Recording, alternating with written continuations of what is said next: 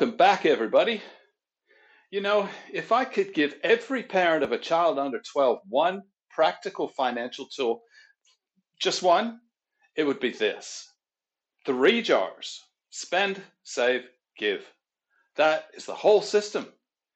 And I want to spend the next 10 minutes convincing you that it's not as simple as it sounds, and that the simplicity is exactly why it works. I've watched more than 500 children interact with some version of this system across 8 years of classroom economics. The children who used it, they really used it with parental consistency at home, showed up to the classroom economy with a fundamentally different relationship with money than the children who hadn't. They weren't smarter, not more advantaged, just different. And the difference was visible and it was measurable. 3 jars. Here's everything I know about why they work. So why does it work? What's the psychology behind the system? Well, the reason the 3-jar system works is not because it teaches children to save. There are 100 ways to teach children to save. It works because it teaches children to allocate. And allocation is the real financial skill. When an adult manages a budget, they are essentially running a 3-jar system in their head. There's money for your current needs and wants, and then there's money set aside for a future goal, and some portion going somewhere beyond themselves or yourselves. It could be a donation, a gift, or a contribution. See, the adult version involves spreadsheets and direct debits and a lot more complexity, but the underlying structure, it's identical. What the 3-jar system does is to make that structure visible, physical, and manageable at age 7, 8, 9 years old. A child who can see their money in 3 separate containers has a dashboard. They're not just spending, they're watching allocation in real time. The jar that's full, the jar that's growing, the jar that's waiting. Each one teaches something different. And each one teaches it through lived experience, not instruction nor lessons. Let's go through each one. The spend jar. This is the money available for current wants.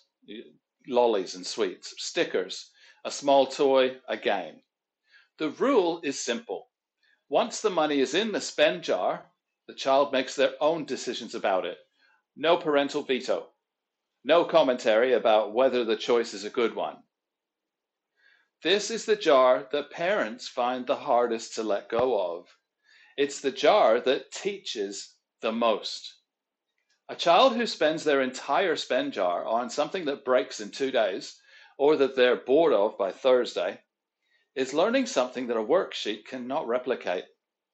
They're learning the specific feeling of a poor allocation decision. And they're learning it safely, at small scale, in an environment where the consequence is manageable.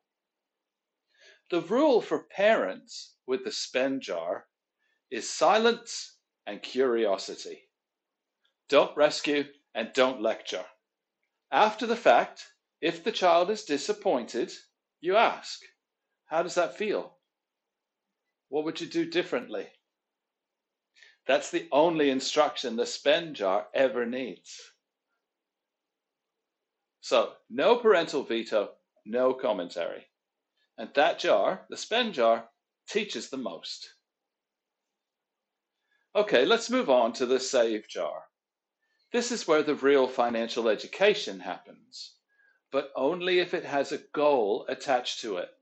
I know I might sound like I'm getting repetitive, but a save jar without a goal is just deprivation.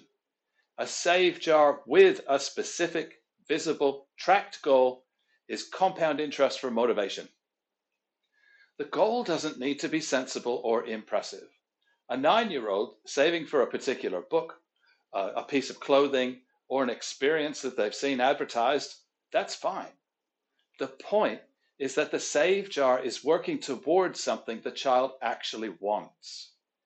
That relationship, saving because it's building something towards something, is the relationship that survives into adulthood.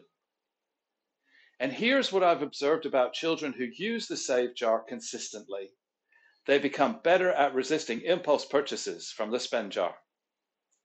Not because anyone told them to, but because the save jar creates a competing desire. There's already something they want. The new thing has to compete with the thing they're saving for. That is the self-regulation, and it develops without instruction, entirely through the structure of the system. Sometimes they end up taking money from the spend jar and putting it in the save jar. One practical note: make the save jar progress visible. As for the savings amount, I recommend at least 50%, and once set, it doesn't change. Tracking with a piece of paper on the fridge, a goal, a picture or drawn on it, a simple progress bar. If you've joined the Financial Adventure Club, there are downloadable thermometers that you can print. And online in the Goals Journal, there's a progress bar that grows with the savings. There's even a setting for goals that are not money-based, like the number of pages to read each night, skips when skipping, or chores that they might do each week. That's up to you to negotiate with your child, and you and your child set it up inside the club. Visibility is the mechanism. Children who can see their progress save more consistently than children who can't. So the save jar creates a competing desire, and that is self-regulation without any instruction. The third jar. The third jar is the give jar, and it's the one that parents often skip, or it's treated as optional. It's not optional, and here's why. The give jar teaches children that money is a tool with a dimension beyond themselves. This is the foundational insight that separates financially healthy people from financially anxious ones.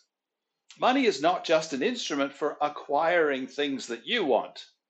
It's also an instrument for changing things around you. Now, the give jar doesn't have to be large. For most children, 10% of pocket money is the suggested allocation, but the number matters less than the habit.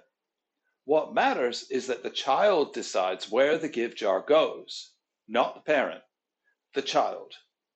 The choice of where to direct generosity is in itself an education in values.